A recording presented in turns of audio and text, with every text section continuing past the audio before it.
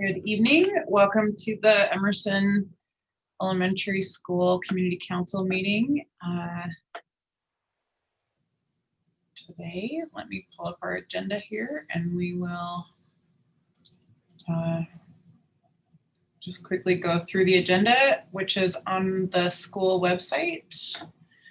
I don't want to show you all the things that are on my computer though, so let me get back there.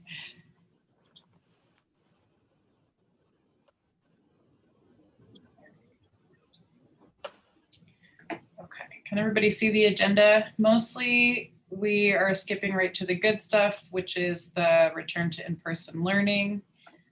But before we do that, we do need to approve the minutes from our last meeting, which were sent out to the SCC board and then are also available on the school website directly below or directly above the minutes. So I just need a motion to approve the minutes from the December meeting.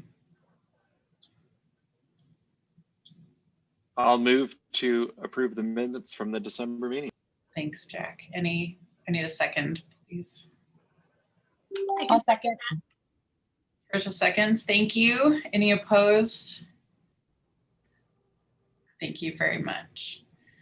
So I removed our typical like PTA SIC updates because from the agenda this month, they are sort of all folding into the same return to person learning update, I believe. So we'll just go ahead and kick it off to April.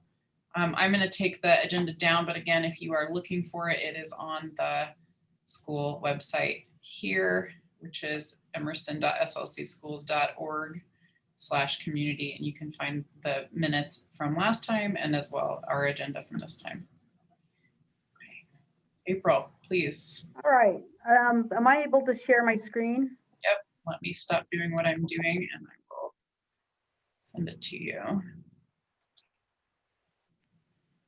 Should be able to do it now, can you? I believe so. Let's see here.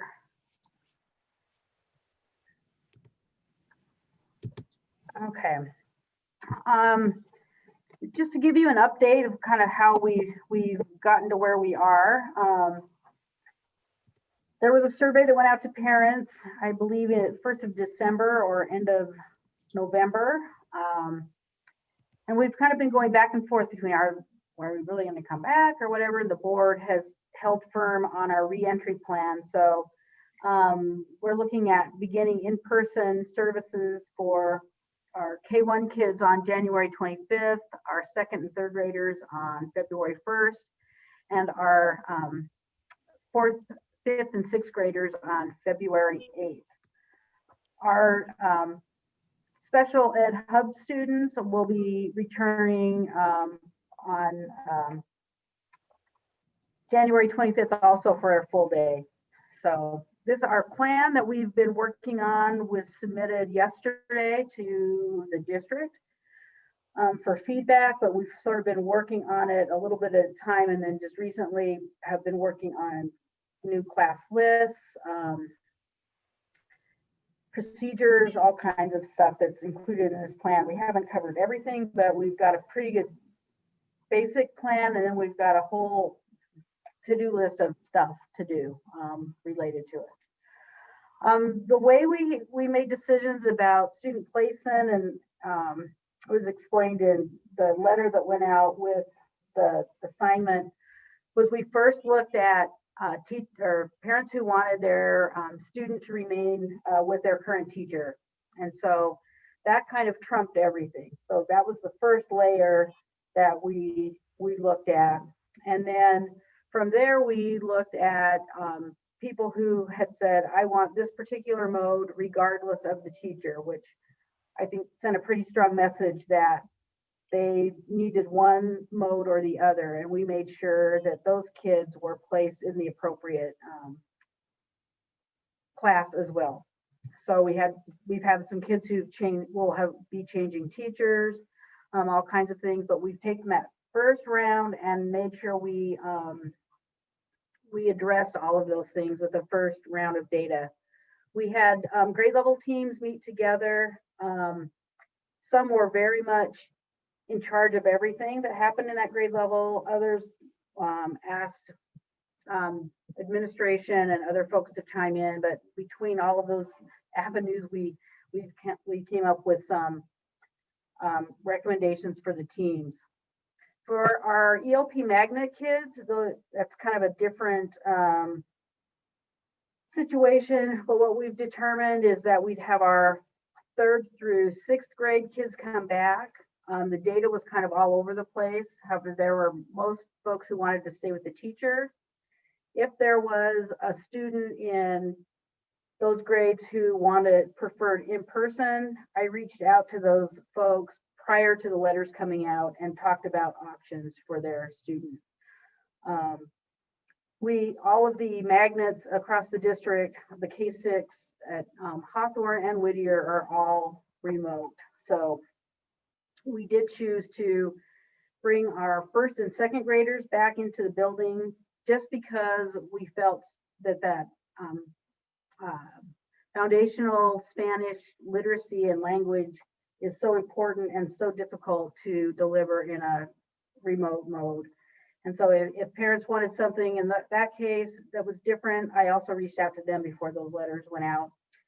And we've done all kinds of creative things. So we're kind of in hubs as schools. We're with Hawthorne and Whittier, is mostly who I've been collaborating with. And we're sort of sharing some kids around too, like they're taking some of our kids, we're taking some of theirs in our remote classes in Gen Ed. There's all kinds of shuffling. So that's happening across the district with schools, sharing students and doing our best to try and get kids in a good place just for the remainder of the year. So those kids stay attached to Emerson. They're in a section or a class that's maybe in another school, but they're still part of the Emerson community. And what we're doing, we're just trying to be creative to serve kids the best way that we can. Do you have any questions about that before we roll into this? Okay. All right, so our reentry plan that we submitted kind of goes through sort of what we're all trying to do as a group. So we're going to follow those federal, state, and local and district guidelines. And this plan talks a lot about safety. We want kids to stay home, if they're sick, for example, and it talks about just some basic COVID kinds of things. Stay at home if they're exposed, and what that process is to get information to me that then goes to our school nurse, who kind of is the person that does that. And then if it involves an employee, it goes to our HR department, but I'm the point of contact for all things COVID related. We want parents to keep their medical information up to date at Emerson so that we have valid phone numbers and just information about kids in case there's anything that we need to know. We want everyone to wear face coverings. We've got plans for physical distancing. We will have limited campus access, so if parents need to come into the building, they'll need to ring the doorbell and be allowed in by Linda in the office, but we'll talk a lot more about kind of what those procedures are going to look like. Talks about hygiene, and so those are just some general things. And then these are more related to our school. So our communication plan is just to use School Messenger, post on our webpage, the Emerson webpage, and also on Facebook. This week, you will receive a copy of this document along with our master schedule that's been created. So all that information will go out to parents. I believe we're waiting for it to be approved, but we should be able to send that out by Friday. So everybody will have a copy of this. Talks a little bit about how we are keeping our teachers safe. We have PPE and dividers for students, big plexiglass barriers if people feel like they need those, face shields that can be worn in conjunction with a mask. But I think the biggest thing is the vaccinations, and those are starting tomorrow and there will be 800 people vaccinated tomorrow with the first dose. So that's about a third of faculty and staff and just employees in our district. So I think that's going to make the biggest difference for people, teachers feeling comfortable with kids coming back. I think that it varies by individual, but definitely right now the anxiety is pretty high for teachers just because we haven't done this for a while. Talks about, hygiene and sanitizing the building. Our custodians have been trained. We're getting trained tomorrow on the most up-to-date procedures for that. But I know that there's, like a schedule of how often things need to be cleaned. And we've, thought of touch points, rooms being sanitized, the cafeteria, restrooms, water bottle refill stations. All of those things are being considered, and they've been working on that from the dismissal in last March. And it's evolved a little bit, but we'll get a new update on that tomorrow. And also just good hygiene for students. So we'll be focusing on hand washing. There'll be lots of hand sanitizer available. Our nurse, Stacy McLean, is available to Zoom into classrooms and do a hand washing lesson if needed. So we're just going to really reinforce that and focus on kids, using good hygiene measures. Kids will use hand sanitizer before they go out to recess, and then when they come back in. So we have kind of a routine that'll be set up, and they'll know how that works. One of the things that we did as we looked at this, we've got our cafeteria, so the divider in the gym has been opened, and the tables used to be kind of face to face with seating on both sides. It'll just be one side from now on, and at each section there'll be 2 kids that can sit there, and so they're spread out across the cafeteria and the gym, and we currently have space to hold 50 kids at a time in that space. So what we've done is assigned classes into cohorts or pods. So they will go with their cohort to lunch, and so that'll be the 50 kids in there. So for example, Jane Smith and Mrs. Tanner, who kind of collaborate together, they're part of a pod with another group, so they kind of go together. So those are kids that should only be mingling with each other. So that'll be the case at morning recess, at lunch, and lunch recess. And so we've been pretty strategic about who we kind of put with who, but that little pod will kind of go from place to place in the building. And you'll see that on our master schedule and kind of the way we've set things up. Talks about safety items that we have at school. We're going to be giving each child a water bottle. There are no water fountains open, so they can fill their bottles at a station or bring them full to school.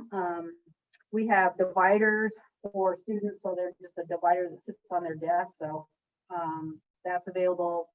We have cloth masks for students. We have disposable masks for students. We have big plexiglass barriers if teachers prefer that they have that. So we have lots of things available for them to use, along with the hand sanitizer, and we requested a bunch of Lysol wipes, and we have the stick and span and stuff that's been approved by the district, and all that information's in here too. So we have quite a bit of things to distribute to folks.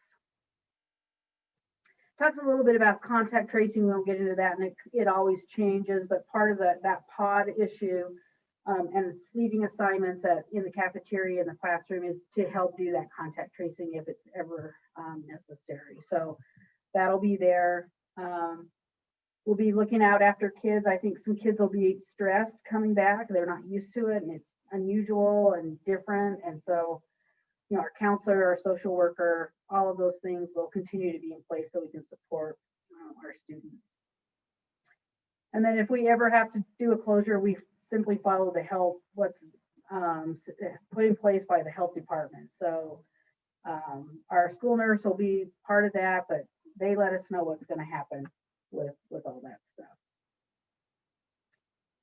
Restrooms, the system will have for restrooms, we can allow 3 kids in there at a time. They do have some like urinals blocked off and stuff, but there will be some command hooks outside the door. Each class will have hall passes that are or bathroom passes that are on a lanyard. So when you go to the restroom, you take your lanyard, hang it on a hook outside the door, go in. When you come out, you take it back to your classroom. So we'll teach kids this procedure, but if all of those hooks are full, that means the bathroom is full, and so they can't go in until somebody else comes out.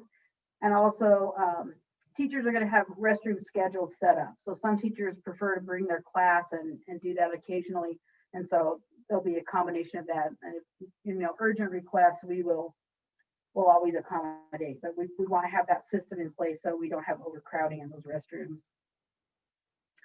We talked a little bit about the cafeteria and what that's going to look like. Students won't be able to use lockers. We've made the decision to just take those touch points out of the equation. And so when they come into the building, they'll take their things with them into the classroom. And so it lists some things that they want to bring, and it's crowded, but we can't have, and it's also an opportunity for kids to be close to each other and mingling. And so we just removed the lockers from the equation. And also then Simona doesn't have to clean them all the time, which is very time consuming as well. Our hallways are going to have, traffic patterns will be posted on the floor. We'll have our signs up. We'll do social distancing in the lines, but we'll do the best we can in the classrooms. It's impossible to be 6 feet apart in the classroom, but we're doing it to the extent that we can. And we'll make sure that face coverings are worn, and we're also going to have kids wear those at recess as well. So we're afraid they're going to lose their mask. They'll be in line without their mask. They, just on and off. And so the rule is going to be just keep your mask on. And then if teachers want to give kids a mask break, they'll have a procedure set up for that to happen.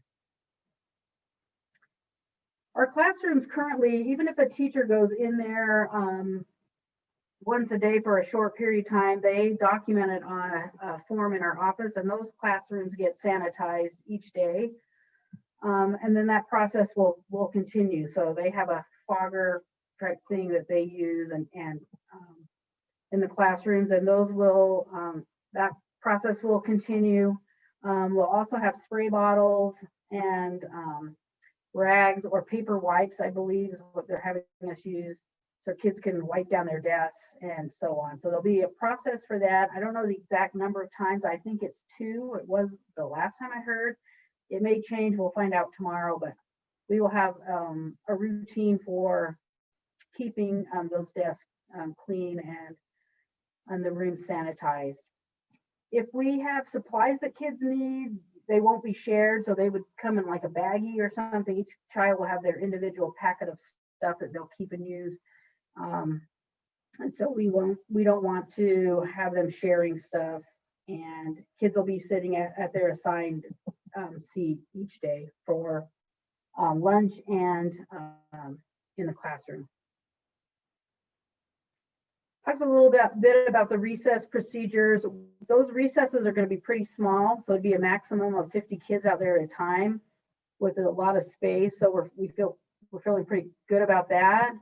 They'll go with their cohort, the same cohort they go to lunch with. And we're hoping to get some Playworks training when we have time to get paras trained and all that. We can't pull it together right now, but we'll have some structure set up for kids out there. Non-essential visitors aren't going to be allowed. So like volunteers, extended family, alumni, kids stop by. Oh, I went to Emerson once. Can I come and see the building? And so we'll be keeping people out.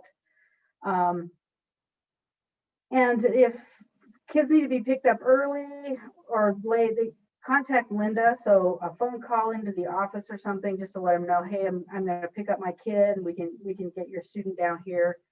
And also if they're going to arrive late in the morning, like my student's tardy, call into the office so we know, and we can take care of that before the child arrives at school. The details about that are listed in here. Our school will have a COVID isolation room, and so it will either be me or Bree that's kind of manning that station. So if a student is showing symptoms, we contact the families. We have an isolation room that with 2 desks, that are distanced that we can have students in. We'll have to wear our PPE, and there's a form that's in this packet that kind of identifies that we sent home with the student.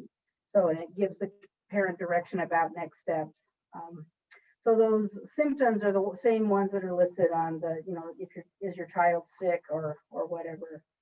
We aren't taking temperatures as a screener. That's not recommended any longer. But if a child is showing symptoms, we would take their temperature at that time. But there's lots of differences in kids' temperatures, and they found that it's not a good way to screen for illness.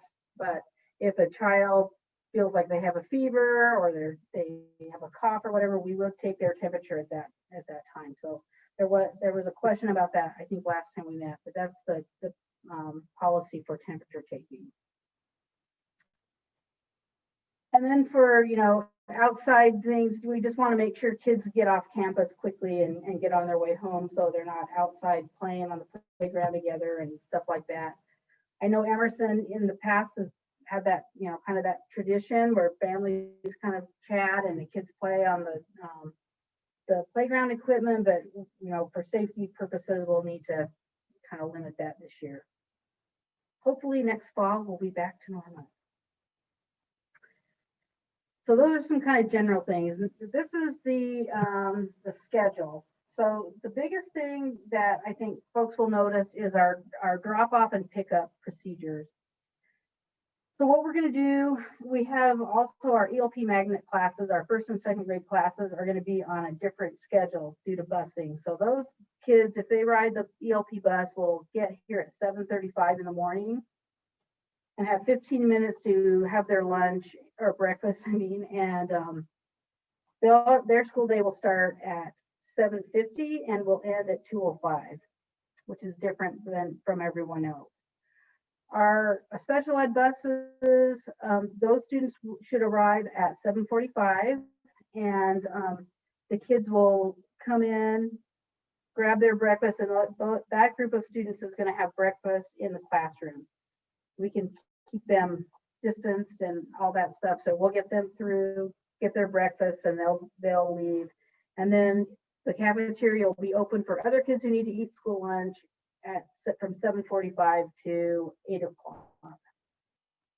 So that'll be the next wave of kids, and we will have them spread out across that big space in the cafeteria. We have a map in here that kind of identifies where kids are kind of wait and line up in the morning. The teacher's going to come out and pick them up and escort them into the building. And in the afternoon, teachers will escort the kids out to that same area, and that's where the kids can be picked up. Our ELP kids will leave on their bus at 2:05, and our students who ride the special ed transportation will go out at 2:15. Their teachers will walk them out. And then for our other kids, their teachers will escort them out to that same drop off and pickup area. So you'll see where your child should be based on the map that we have coming up. So it just talks about, where they're going to be and by teacher. These are our in-person teachers. They're all listed, and so their exact location is listed here. So we've tried to spread them out and use all 4 entrances to our building, the exterior door to Miss Pizarro's room, the door on 10th East between the gym and the library. There's a door there. So there shouldn't be a ton of kids all together in those spots. And we've tried to do it by kind of their pod as well. So this identifies where those spots are, so parents know their place, and we think that's going to be the most orderly and secure way to do it. Parents won't be able to come into the building with their students, which is going to be a big change because we are kind of a community school where that's been the tradition to kind of walk kids in, and we can't do it and meet all the COVID requirements. So that's the plan there. Talks a little bit about what teachers are going to do. They'll escort them out and escort them in. What's going to happen with our ELP and special ed students. And when kids come into the cafeteria and eat, if they finish early, we will get them to their pickup spot there. We'll take care of the students. We don't know how many are going to eat breakfast. So after that, after we get everybody back, we should have a pretty good idea how many kids that will be. And then just talks about parking on 10th East. It's one thing to drop your kid off, that's fine. But when you park and leave your vehicle, that's a bus zone. And sometimes those buses roll up, and I think they might just take a car out, actually. They just barreling down, that's like, whoa, here comes the bus. So don't park your car there. And they also honk at people, which is, sort of obnoxious, but anyway. And then just a reminder that Harrison is a one-way street. And the other reason too that we've used these areas is just to get that flow going, so we don't have a parking lot, out on Harrison or wherever. So we've hoped that we've spread it out enough to make it work. And we've planned for this, and then once we implement it, we'll know how well it works. We think we've taken things into consideration, but there's always stuff that comes up. And then this is the map that goes with it. So we've identified it in writing on the schedule above, but we've got a map that kind of shows where those classes go. Does that make sense? Being so quiet. Our master schedule is, we tried to get it to go in this document, and there's something weird going on. Anyway, so I've got it in another document, but that's part of this. And then these are just some basic resources. So our district, COVID-19 guidelines, and there'll be some posters and things around like this around the building. The COVID-19 parent symptom guide that's provided by our school nurses. Procedures that we will be following if students exhibit symptoms at school. So it talks about what we do, and then there's kind of a flow chart that goes with it. And so that's when I was talking about the isolation room and all that, that's part of this procedure. And this is the letter that goes home with the child if they have to go into that isolation room. And, our nurses, just in the time that we've had students in the building, they're very picky about anything on this. So just know that it's very rigid. Like if a student, threw up before they came to school or whatever, the nurses were like on that, just like that. And kids are in that room and they go home. So they're very cautious about that because they're trying to avoid any outbreaks in the building. So, but this is a form that would be completed and would go home with the parent when they come to pick up their child. Talks a little bit about the cleaning agents that we're using in our building. Some people like to know that stuff, and there's an article that goes with it. Our school nurse is Stacy McLean, and her contact information is listed here. A link to the Utah COVID manual for schools, which is always being updated. So if you do this link, it will give you the most updated manual, and then county health department information as well, and then my contact also. So this is the basic handbook that will go out to all families so that folks are aware of kind of what we've thought through and what we're doing. And then there's going to be some more detailed things that'll happen in classrooms with teachers and kids and inside the building, but we hope that this gives a good overview for that. Any questions about the handbook? I have a question. Okay. Or a couple. Not a couple. That sounds bad. So my son actually has been in the school, right? So we've kind of been in flux, I guess. and experienced some of the things that have happened when someone is tested positive. And specifically for what happened to him, and the question that I have for you that maybe we could expand on this is, so for Coop, he happened to be on a bus with someone who on a later day tested positive. Mhm. So the next morning, the bus didn't show up here. We didn't hear anything, but the bus didn't show up, so we just thought we were forgotten. So we just hopped in the car and drove him to school, dropped him off, he went to school. And then we heard later that afternoon that there had been an exposure and he shouldn't have come to class, and we weren't notified, and we're still trying to figure out how all of that stuff will work out. When that's the case, and it isn't someone who's like showing symptoms at school, but maybe they test positive because brother tested positive from Highland or wherever they go. I know that you're in charge of like reaching out to those parents and letting them know that, this is what the procedure is and you can't come to school and whatever. How quickly should that be happening? And is there a place where we can even just, I don't know, is it emails? I don't know. I mean, we had no idea, just the bus didn't show up, but the bus driver knew, we just didn't know.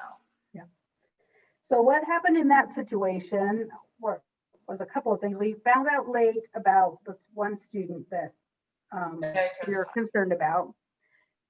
When the bus list came in, your child's name wasn't on it. Yeah. So we had notified the families that were on that list, and they left Cooper off. So that's how that debacle happened. Oh, so yeah, I was just like, how weird. So it was just a one-off. Yeah. So we also found out that, we need to, and we reinforced to the driver that kids need to be in assigned seats on the bus. Yes. So we had to quarantine a bunch of kids because we didn't have assigned seats of where kids were, when it could have only been like 2 kids, like the kid behind them or to the side. Yeah. So we learned some lessons from that experience, and unfortunately it wasn't a positive experience for you, but it was fine for us. It was fine. But the timing is always kind of goofy. So like last night at 9:30, I got a call about an employee. So you get the information in as quickly as possible to whoever, and then there's a little bit of a turnaround because they work through the health department. So we just do the best we can. We know that being as fast as we can with that is really important. So I'm sorry that happened, but I don't mind. I mean, it wasn't a big deal from us because obviously you never heard from us. That's crazy. But I'm just thinking, how did someone, if Cooper could have, I was worried that Cooper could have exposed Miss Smith. Like that's what I was more worried about. Less Cooper, more the teacher. And so, yeah, if it's like a one-off thing, then I'm not worried about it. But I figured it's like health department, school, delay. How do you get in front of it as quickly as possible? That makes sense. Yeah. Some of those cases go really fast. Like I had the thing last night. I sent the stuff into HR this morning. By 11 o'clock, I'd heard back. Sometimes it takes like till the next day. So it just depends on how many cases that they're dealing with at a time. It's fairly inconsistent about how long it takes, but they're working on the weekend too, and so is our nurse. So if there's something that comes in over the weekend, we deal with it then as well and try to deal with it as quickly as we can so we can get information out to families. Okay, perfect. But yeah, you think about it, times I now, had a we're gonna have more kids. Yeah, I had a similar situation that happened with my daughter too. So she was exposed, and the teacher was able to contact me at like 9:30 at night to just let me know, hey, heads up, like this is kind of happening. And then when I got the information much later the next day, it was okay because I was kind of informed. So it was still like, oh, all right, like this changes all my plans for tomorrow, but it was nice that she was able to let me know. So, and the teachers have been in the building and working with kids, like Peyton and Cooper teachers. We've asked them to, if they don't mind, to reach out to families, because they can usually send out a text message or whatever and just do it just like that and get information out to give folks a heads up. So that's been really nice.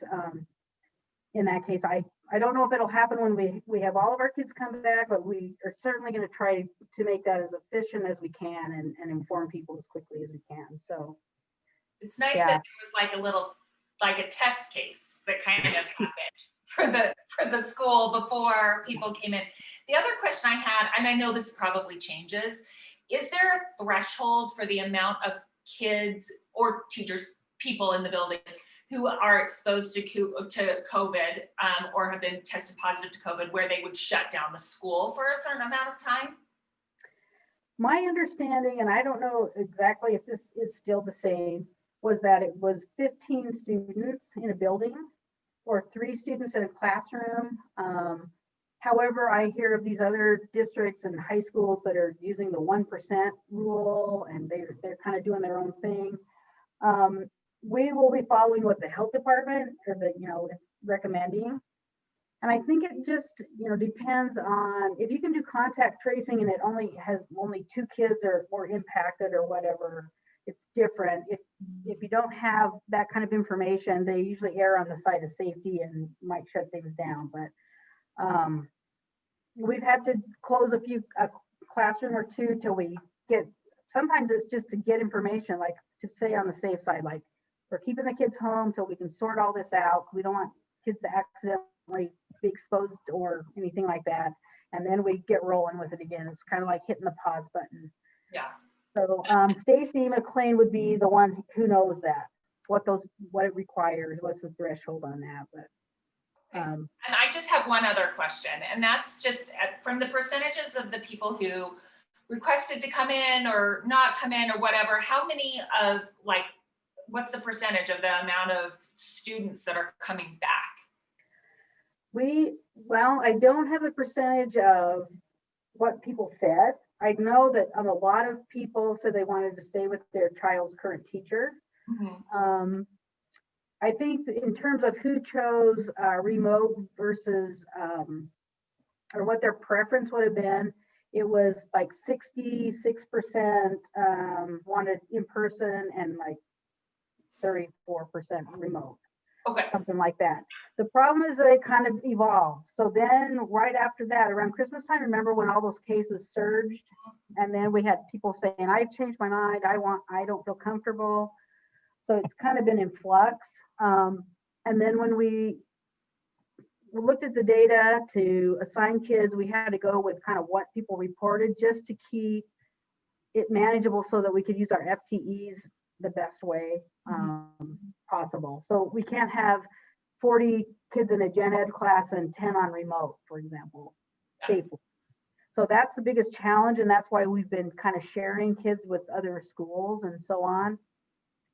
So it's just been, it has been a little crazy. Yeah, a work in progress. Yeah. All right, thanks. I know that was a lot. Thanks. Yeah, that's fine. Well, Not a lot.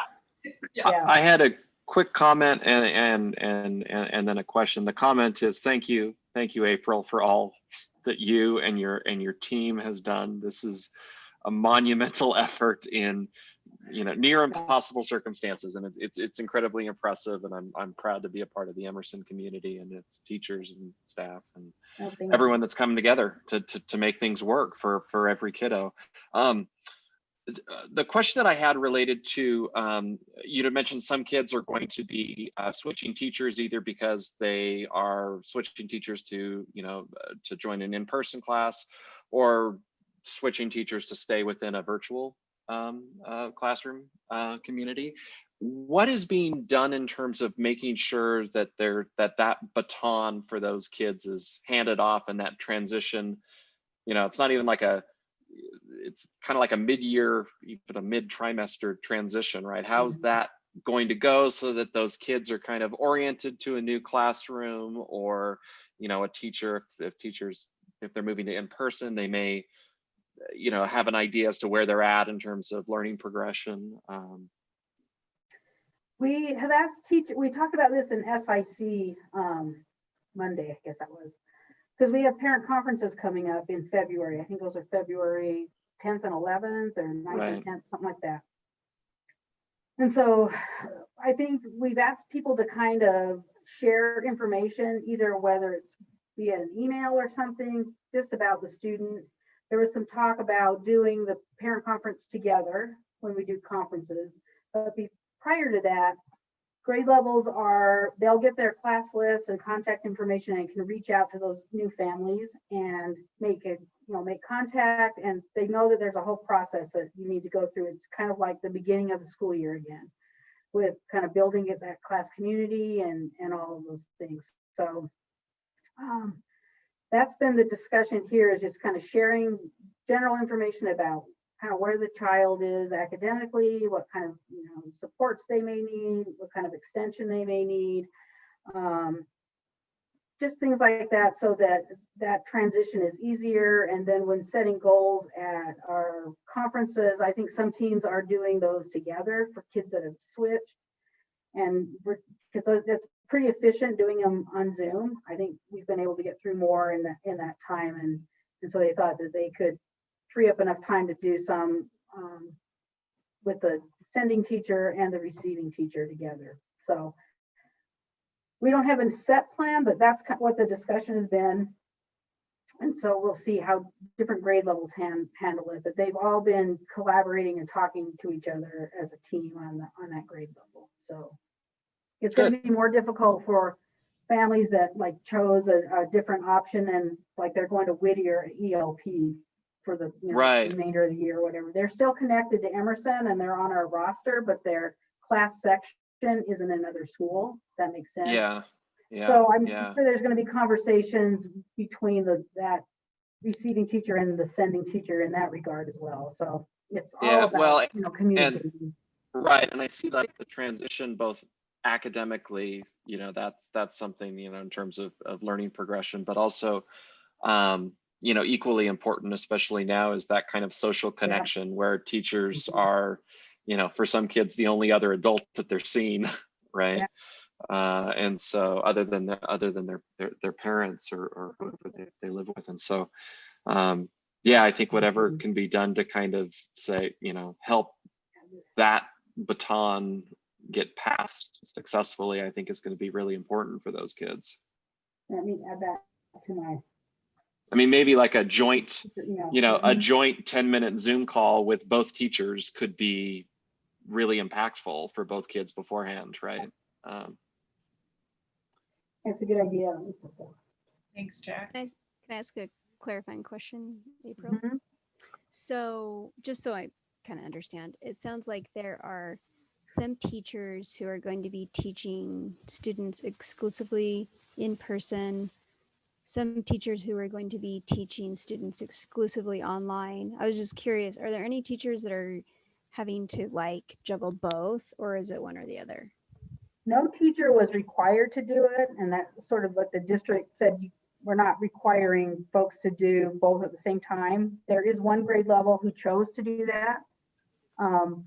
They're doing like what's called an expanded classroom. So they'll have, I think they've got, one teacher has 5 remote kids and the rest of his students will be in person. This is the 5th grade. And then the other classroom, I think they have 2 or 3 kids in that boat. So the collaborative classroom. So one of the students with disabilities who wants to stay remote, and I think there were a couple of regular ed students. So they're just going to try the streaming thing. So our district has provided cameras and tripods that can just be put up in the classroom, and the instruction just kind of recorded or streamed.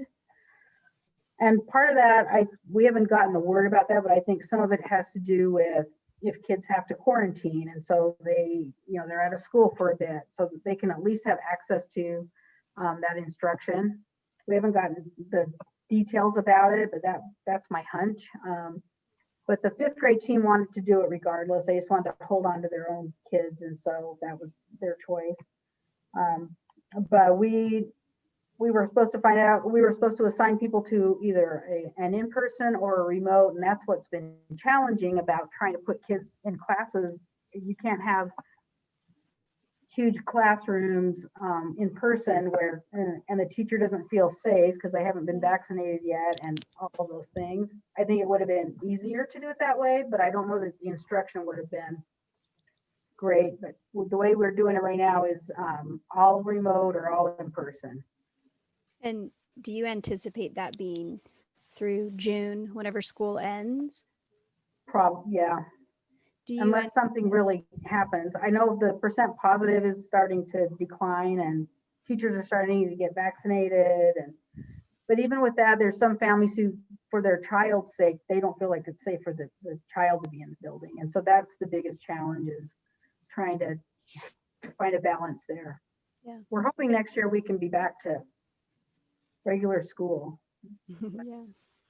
So I don't know. The way things have changed, I can't even predict, but I think Sure. that's what we're thinking is through the end of the school year as of right now. Yeah. Okay. Thanks a lot. Mhm. I have some questions and some feedback from our class groups. I have a student in Mrs. Pizarro's class, and then also a student in Mrs. Morey's class. And in general, there's been a lot of concern that there's been a lack of information. And so I think it'll be really great when parents have an opportunity to see this. When we completed the surveys, a lot of parents complete those surveys without having this information. And so I wonder if there is a plan to distribute this information and then complete a new set of surveys. In the second grade class specifically, we have a lot of parents who are concerned about the students returning to in-person and sharing a space for lunch. So I can send some information to you, but I think the few points that we were able to figure out is that 21 of the 24 students are willing to return to the classroom under some conditions, but currently just a little less than half, about 11 students, are willing to return to in-person learning based on what they currently know about the plan. So I was just curious if you would consider sending out this information and then maybe getting a more accurate survey after parents have a chance to make a more informed decision. Well, part of the survey the district created was to get information to do the planning. So we couldn't do the planning without the data from the survey, unfortunately, because we didn't know what we were kind of dealing with. And I did go out early, and I know that things change, like even, week to week in terms of the number of cases, the percent positive, all of those kinds of things. Right. In terms of the meals, that's why we spread out the cafeteria, and we've got kids really, spread out across there. If they have to contact trace, it should only be with a student who's sitting at a table with them, because there's 4 feet between them instead of 6. Because we were worried about kids not having masks on and having meals down there. At this point, I don't think the district is going to send out more surveys to get new information, because it's taken schools so long to just plan given the information they have right now. I mean, it's so, I don't want to complain, but I mean, it's super time consuming. It's a Herculean task to do the surveys and to compile the information, and you're right, it does change. I think the thing to highlight is that, for our class, a lot of parents answered that they would be willing to return to class, but you might find that the number of students who actually return to class is significantly different than what they indicated in the survey, now that there's more information available. I mean, Okay. Yeah. So like I said, with our particular class, only 11 of the 24 students are now committing to return to in-person learning, with the lunch situation being the predominant concern. Okay. But Part of that too, there was the language consideration, which is a big one in terms of the DOI and the immersion part of it. Doing that on Zoom is fairly clunky. Yeah. And the other is providing kids an option if they don't want to return. And so all of, there are ELP options remotely that's not dual immersion, but that's why we're sharing kids around. But there's also that consideration, like if this doesn't work, is there another place that they could go? And that's, Whittier and Hawthorne are both remote. But we've just tried to work through that class by class. There's just no, and this is the only program in the entire district that's dual immersion and ELP magnet. So we did the best we could with that. I know none of this is perfect, for sure. So, Can I speak to that, April, as a ELP teacher? Mm-hmm. So Ms. Shepherd, I think is lesson Ms. Shepherd. One of the biggest issues that we have is trying to make sure we're meeting the needs of all the kids, and how would you be able to maintain instruction for children that don't return, or that, like, I'm currently online. And I know we have some frustrated parents in third grade as well, but the decision was not made lightly. I think the decision was made because we don't have enough dual language teachers in our district that could provide the Spanish available to make it work for everyone. So I think that was one of the choices. And also, it's just really like, if I was to do both of my classes, I would teach until 2:15, and then I would do a 3-hour online. I would get off at 5 or 6 in the evening. And then, I mean, I'm already just doing online. I'm correcting until 9 or 10 o'clock at night every day. So it would be really, really hard for teachers to do it. So I think, maybe there's a conversation that we have to have as a district about flexibility, but just understand that when you've got one teacher doing Spanish and English, and then expecting that teacher to do online and in person, it is challenging. I don't think anybody would have that expectation that you would basically be doing two jobs, right? It's two jobs. Right. Yeah. Right. I think the solutions that some of the parents are voicing are looking for options to allow students, because I mean, you can see that there's a really strong preference for returning the kids to the class. Almost 88% of the kids want to go, or parents want to send their kids back to class. So if there was some solution for that lunchtime, for that shared space, there's actually a lot of interest in getting the kids back to school. And I don't want to take up too much of the time, but some of the options that the parents have thrown out there are only attending in the morning and then doing, their own work at home in the afternoon, or picking up students for lunch and then bringing them back in the afternoon. Or, I mean, I know it's not very likely, but arrangements where students can take lunch in the classroom. So yeah, I think parents are just looking for, they'd like to kind of meet in the middle because they want to go back to class. There's just like that one issue that seems to be a real hurdle for a lot of parents. And that's all I'll say. I'm going to stop.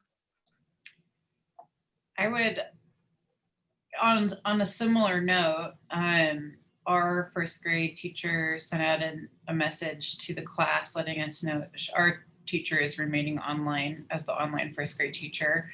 But she let us know that there are 23 students in each of the other first grade classrooms.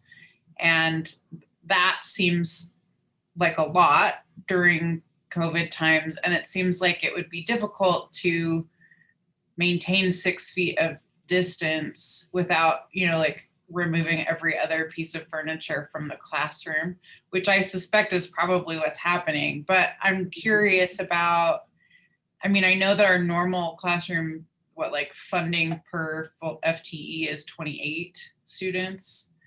Is that right? It's 25 for K3 and 28 for 4th, 5th, and 6th.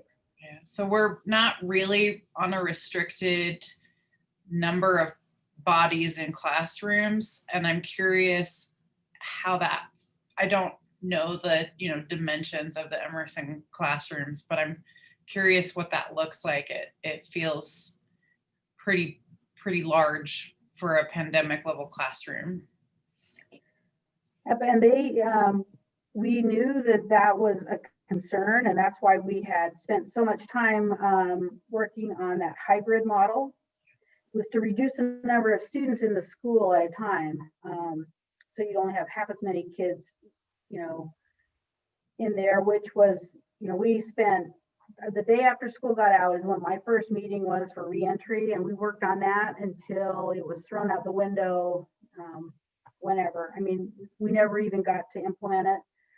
And it feels like, and based on, you can look at that school manual too, that they've just kind of disregarded the numbers thing.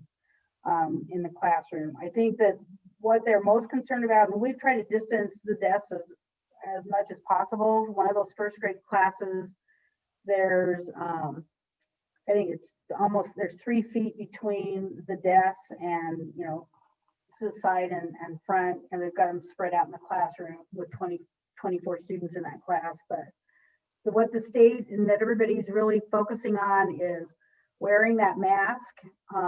That is the very best thing that you can do. Hand washing is important too, but they say to the extent possible. I think they know. We went out to and did a site visit. There were 35 kids in a 5th grade class at the school that we visited. I mean, so that was in Granite District. So other districts, I don't know. We've tried to keep the numbers at a kind of a reasonable level, because the other worry, frankly, is that teachers are just going to say, I'm out. I can't do this, because they fear for their own health. And so I think that vaccine piece is really important for teachers to feel comfortable. And just even with our, you know, our dual immersion classes that have a 2-teacher model, being in that small portable, that was part of the consideration, with the space there that kids would be just too close to each other. So we've tried to address that, you know, kind of case by case, and to keep those numbers as low as we can, but it is not perfect. And is that direction coming from the district or the state?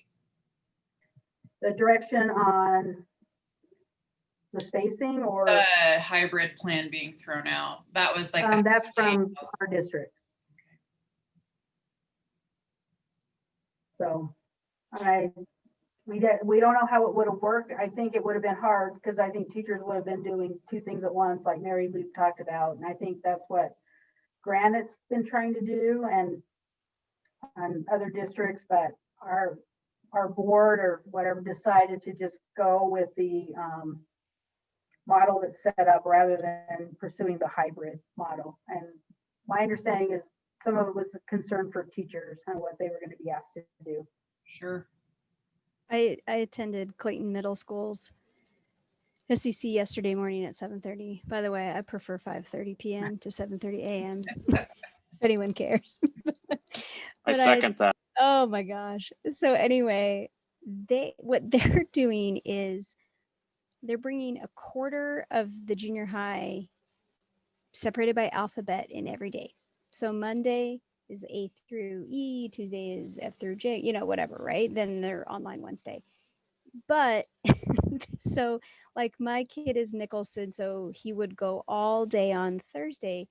But it seems like a nightmare to me for teachers, because they're going to be teaching 4 different cohorts of kids 4 different days, yet like they still are keeping you have periods 1 through 4 on like live synchronous on Monday, Thursday, and then asynchronous on Tuesday, Friday. I tried to ask questions practically about how this was going to work, where there's 8 kids in a classroom and a live camera.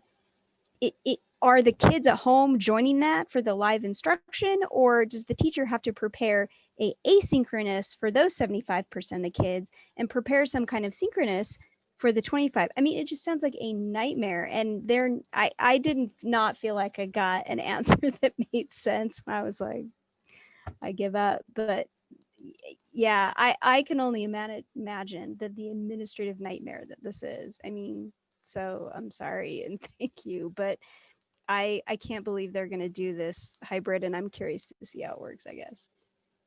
So having listened to the board meeting, they talked about like the transmission. Did anyone else listen to the board meetings? I've gotten a little obsessed with them this year, but they've talked about the transmission with elementary school, and that they found that schools doing the hybrid versus having everyone all in, it didn't make kids any more safer, and it didn't, but it made teachers' jobs a whole lot harder. So as I understood it, that's why the board picked the decision that they did. I've also heard that they've seen kids struggle more when they revert back and forth between at home and online and back, in between. Well, and think about like how hard, like I know at my house, those Wednesday days are hard. Like I'm working, I can't attend to my daughter. Wednesdays not much really happens, right? And if we were doing the hybrid model where she was only going to school 2 days a week, then she would have 3 days like the Wednesday, right? Like, so then there'd be 3 days where she'd be struggling. So then kids would even get farther behind with the hybrid. I mean, it really is, it wasn't, I get why we were doing it for safety, but I don't know if that was necessarily the best for education. I would like to go back to one of the questions that Bianca asked, though, which is what is the plan to disseminate the sort of general overall document to the families? Is the whole document that you shared with us, April, go out? Are you going to provide a summary email? What does that look like? It'll go out via school messenger. I don't know if we'll be able to get it translated or, in time. It's a big document, and I'm sure Bob Munch has a gazillion translation requests. We can ask parents and put in there, if you have questions, please call the school for, we can have an interpreter work through that. But it'll just go out as an attachment. So there'll be kind of a body of the email, and then this will be attached. The master schedule will be attached with it. So unless we can get it to embed in there, nobody has been able to figure that out for whatever reason. But anyway, yeah, so school messenger, and then it'll be on the school website, and then if we can put the link on Facebook. So we've been working late trying to get this all put together. So I'm sorry it's not gone out soon enough, but we'll get it out this week. Hello, everyone. Hello. How are you all holding up? You're getting head nods. Yeah. Oh my goodness. What a 2020 and what a start of 2021. Yeah, it is quite a challenge, really quite a challenge that, we have learned so much from it. And I think also it has taught us, to be creative in so many ways. April, words are not enough to express the gratitude of all that you are doing to, disseminate this information. And dissemination is not an issue. The creation, the creativity, sitting down and coming up with a plan. And I hope, a lot of parents out there will appreciate that. That takes a lot of work, and not only a lot of work, but also a lot of stress trying to figure out the best way to ensure the teachers are safe, students are safe, and their parents are safe. And so there is no black and white answer or solution when it comes to this. But the beautiful thing is, like, every one of us here across the nation and across the world, we all just want our kids to have a good education. Mm-hmm.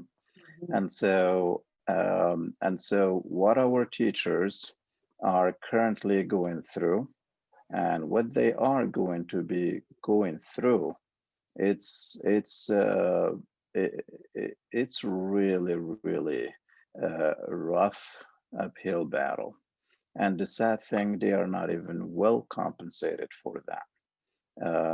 As we all know, Utah now is very famous also for being one of the third worst in the nation in terms of school funding. I don't know how to even explain that. So basically, it is, I hope that all of us here, because I am doing this part myself, is to continue to stand up and represent and empathize with the staff and teachers. because without them, our kids are not going to be able to, gain a better education. They deserve it, and they deserve, words are not enough, to really express the gratitude for all that they are doing. And so with that said, I know there has been so many challenges in terms of like what the school board need to do, what kind of a decision we should be, making between returning students to school and staying, virtual. Unfortunately, I have learned when you are in an environment where the majority are, when I say majority, this is like in terms of politicians. It's funny because I am now becoming a politician. Unbelievable. So what happens behind the doors out there is so much pressure. And I know the superintendent and the presidency, they're trying to really find a balance, because I'm sure every one of us here that we do not want voucher program, do we? Because that voucher program is going to destroy our public schools.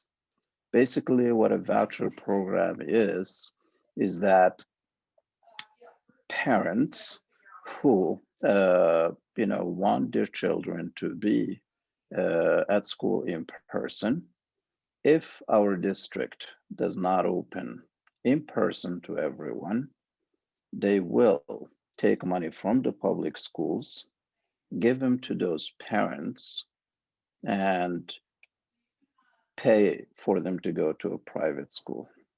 So you can see the challenge here. This will cost the district about $1.5 million. And we already, really struggling with the funding. And it is very sad, because that is something that's been encouraged through the current administration, and the businesses are pushing for it. And guess what? These schools, public schools, if we are looking to all the amazing inventors we see in this world, they are products of public schools. And here is another good news. The new nominated school secretary of education is actually a public school person. And the amazing thing, he is so geared up to make sure equity is taken care of and to make sure public schools are funded well. And here is the other beautiful thing. The commander-in-chief of Biden, that's his wife, she is a public school teacher. And we all know her passion for public schools. So there are so many amazing, beautiful things in the pipeline. So hang in there. There is light at the end of the tunnel. It's going to continue to be an uphill battle, but I have hope that each one of us here, will continue to push, because that's who we are. We do not slow down. We do not give up, but we continue to push, and we will support each other. So with that said, I just have a few updates in regards to a vaccine. So we know there are,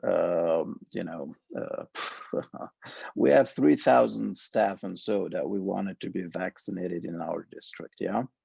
And we only have 800 dosages. That's 25% of what we were promised. And as you see, out of those 800, 400 of them are going to be administered at Highland, and the other 400 at West. And so it's going to be for anyone who is of age 55 and up. And the promise right now, this is so, I don't understand how this has happened. Every Thursday, we should be getting another 300, dosage. And we are hoping that it'll be more than that. but I'm not holding my breath until I see it happening. So that's what we are looking into right now. And the other thing too is in regards to the school board. This is a historical thing. This is the first time in the history of Salt Lake City school board to have a minority majority. And those minority majority are elected by you. That just shows your desire and your passion for different things in our community. It warms my heart and it gives me goosebumps to see that. You know, I never dreamed in a million years. Muhammad from a small village in Morocco, you know, coming to America, and here I am now representing our school district. And I hope that I'll be able to, you know, to meet as much, to do as much as possible. I'm never going to be perfect, but a communication between us is going to be straightforward. And those of you that have watched the long, very, very long, we were done at midnight, by the way, you know, that board meeting you saw. I am not in it to filter, but I'm in it to really bring to the table and up front the things that happens, because we owe it to everyone here. And I'm gonna continue to do my best with that, okay? And so I have, let's see here. I have one question. This is in regards to lunches. And if it is possible to ensure that the brown bags have, you know, have like a, I would say, a dietary accommodations, be it for religious purposes or be it for allergy purposes. So that would be great, you know, to make sure that we have that in there. And in regards to COVID isolation room, I know Emerson is does not have much windows.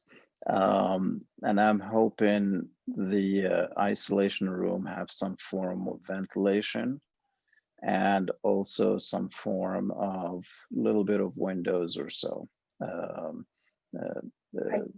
Yes, April. Yeah, the isolation room is the old conference room. We're going to be moving the furniture out of there, and it's on the east side of the building by the southeast doors. And so there are windows in that room. And so that's why we chose to use that one, because you can get some open windows and some air circulating through there. So that'll be the isolation room. Okay, fantastic, fantastic. I really appreciate that.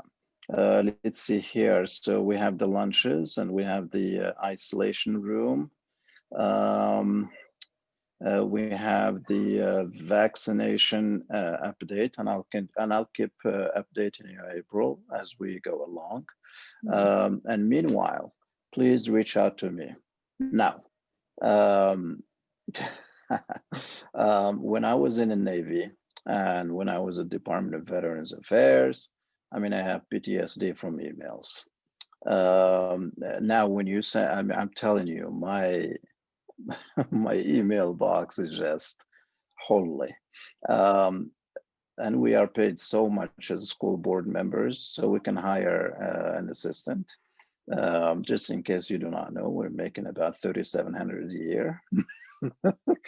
That is a lot of money. Yes, it'll pay for gas back and forward. But we are not in it for money. As you can see, we're in it for passion. So, you know, reach out to me via email, and please know that I read every email. And, you know, I would respond if I see something that is very critical in there.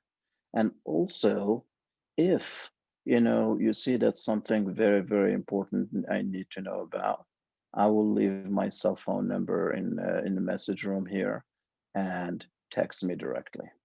And I'll make sure that I respond to that and see what needs to be done. Okay. So be patient with, and also please, well, the parents, and teachers, let them know about that. Tell them Mohammed is not forgetting about responding to emails. I promise if they were in Arabic, I would have breezed through them, that would have been easy.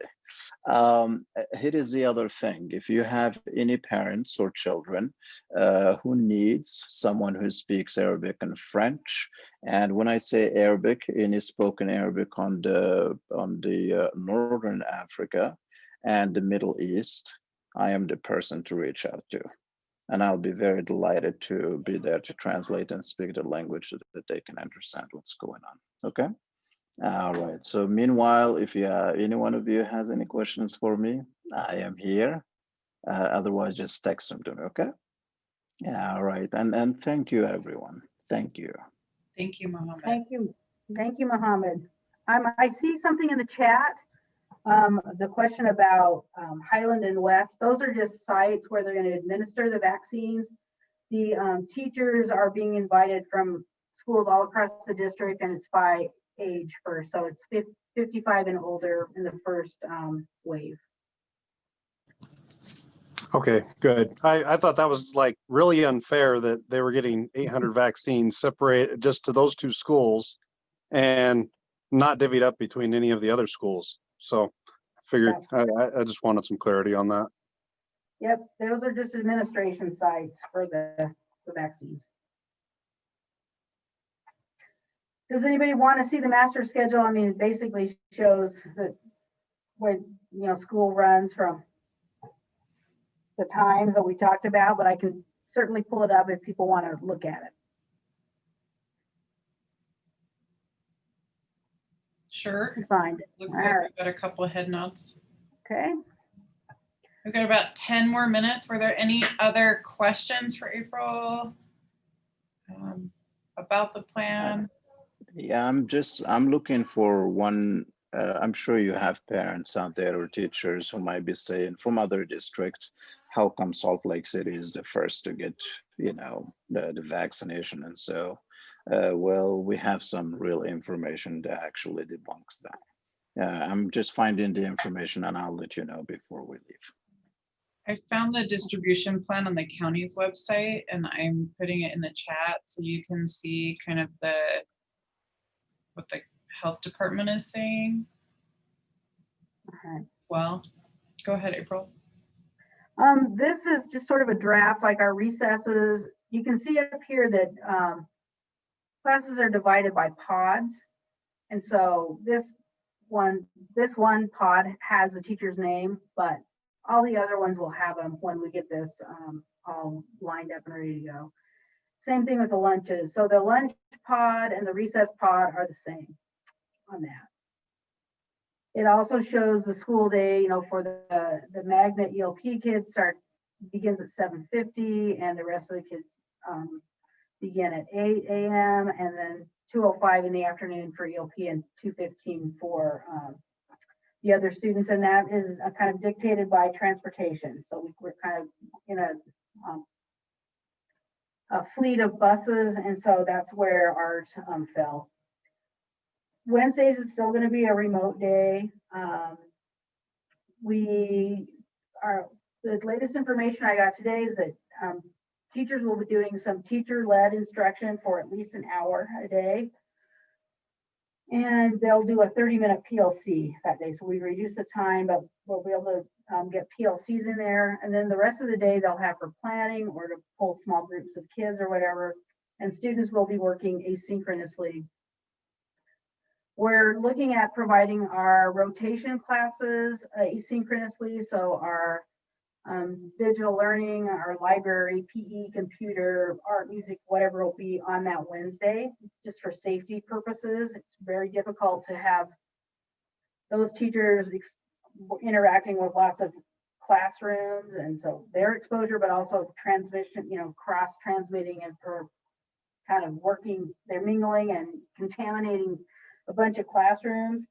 We're waiting for information about the district music program for our 4th, 5th, and 6th graders, but our BTS music will be like it's been for our K3 kids on online. So that's kind of our plan there. We have blocks built in for our PLCs and our neighborhood ELP students. That teacher is going to be doing pull-out groups and for our in-person kids that are eligible for neighborhood ELP, and then also providing stuff remotely for our remote kids there.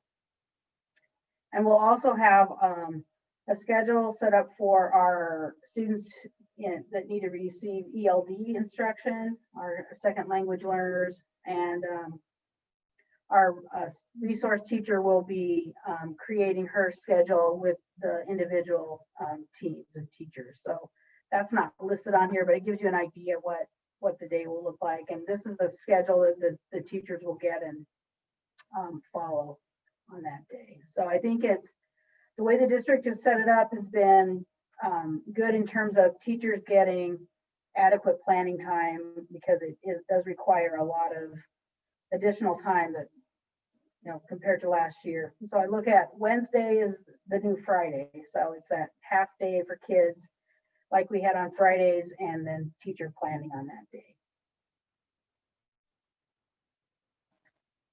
There's that.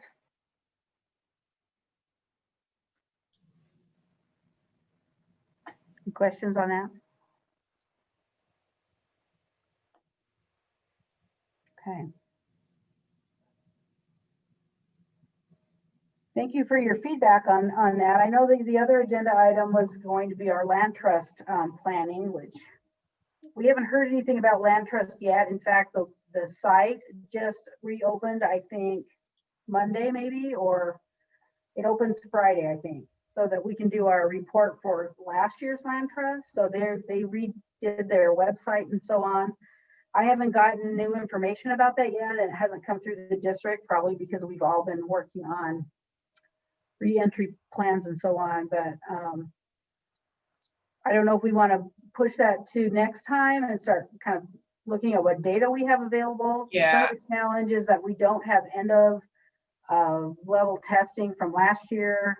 We will have some Dibbles assessment or Acadience assessment data to look at, but my prediction is that we are going to have a lot of students who are going to need additional supports to kind of make up for that dismissal last year, especially because I think our instruction was so clunky. We were just trying to survive and get through the year. We've done a lot better than that this year because teachers are trained and so on. But it's going to be, we're going to have a lot of needs to address. So, you know, those are some of the things we could talk about next time if we want to. Yeah, the intent of putting that on the agenda was just to let you know that that is what we would talk about next time. And I put a couple of links in the chat. One is to the school land trust page for councils.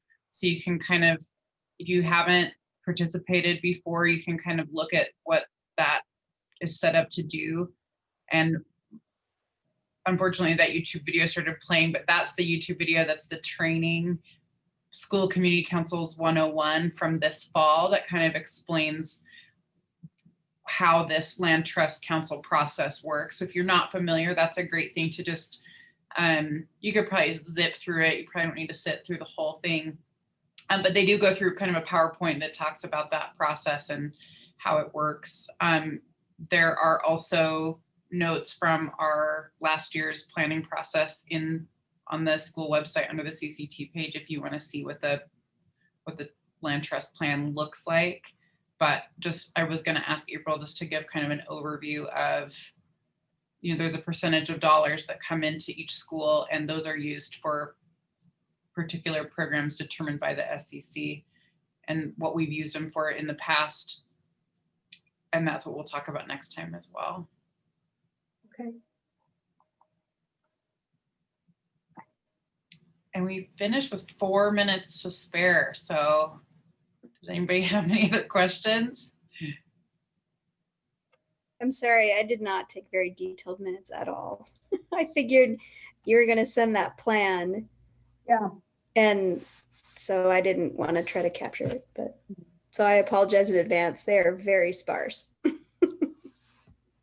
And, you know, I just want to say too that I've seen some our teachers, some grade levels just pull together and come up with some amazing planning to take care of their students and be positive, like we are here to take care of our kids. And so that's been really nice to see, and I'm so appreciative. And parents have been, I mean, I know that this is really hard for families, and you know, you've been very kind, because we've all been, I know we've been kind of disappointing some folks, and I just appreciate people understanding how challenging it is, and that we really are trying to look after each kid. But thank you for being supportive and just kind of understanding what we're working through. And I just really appreciate it.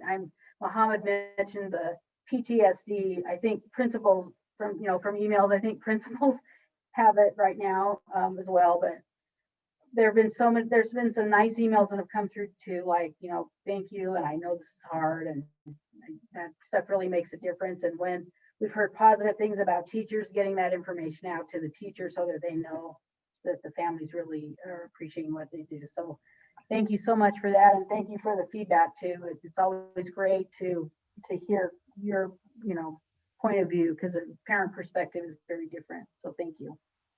Thanks, April. I actually just had one person email me, Dawn Bloswick, who's on the phone but can't ask a question. So he's asking if there will be after school care for kids during this remainder of the school year. My understanding is that the community ed program is providing some after school program stuff, but it's sort of this phased in thing, and I don't have details about it. There was another parent who had emailed Bree Wiggins. She's our after school coordinator, and she can provide that information. So that's who you would need to email about that, or look on the community ed portion of the district website. So let me I can find it. Don't worry about it. Yeah, so it's just Bree.Wiggins, spelled like that. Okay. I don't know. I know they were having a hard time hiring staff. I think they have 3 group leaders currently. I know the community ed supervisor was reaching out to principals, like, if you know of anybody that wants to apply for position, because they were just super short staffed on that. But Bree would be the person to contact. I will let him know. Thank you. Okay. Thanks, everybody. All right. Thank you. Yeah, thank you for reviewing that plan. It's very helpful to see all of the detail. You're welcome. Thanks. Bye. Bye. See you later.